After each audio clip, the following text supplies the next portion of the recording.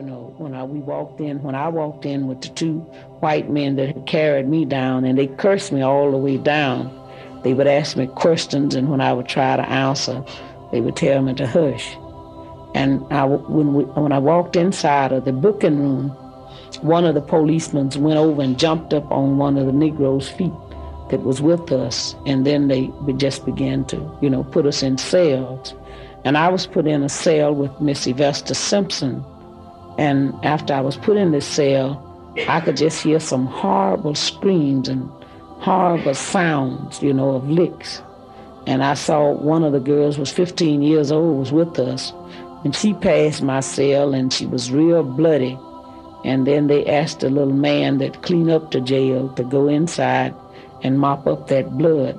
And then I heard some more screaming, and I heard some awful sounds. And I would hear somebody when they say, "Can't you say yes, sir, nigger? Can't you say yes, sir?" And they would call her names that I wouldn't want to go on tape. And she said, "Yes, I can say yes, sir." So I said, and she said, "I don't know you well enough." And I would hear when she would hit the floor again. And finally she began to pray, and she asked God to have mercy on these people because they didn't know what they was doing. And after a while, they passed my cell door with this young woman, Miss Annelle Ponder, and one of her eyes looked like blood, and her hair was standing up on her head, and her clothes had been torn from the shoulder down to the waist.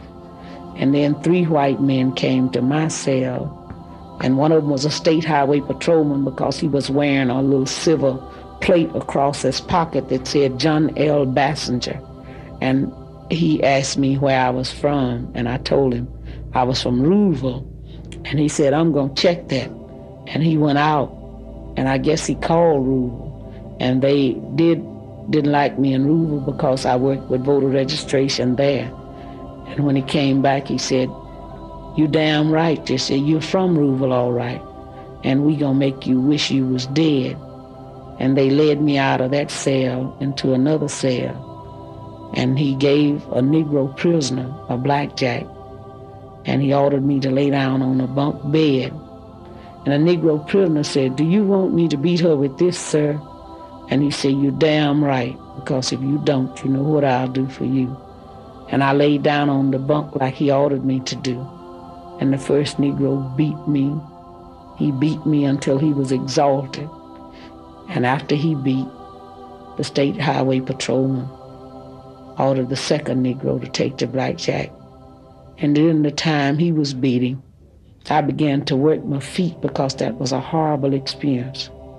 And the state highway patrolman ordered the first Negro that had beat to sit on my feet while the second one beat. And I just began to scream where I couldn't control it. And then the white man got up and began to beat me in the head. I have a blood clot now in the artery to the left eye and a permanent kidney injury on the right side from that beating. These are the things that we go through in the state of Mississippi, just trying to be treated like a human being.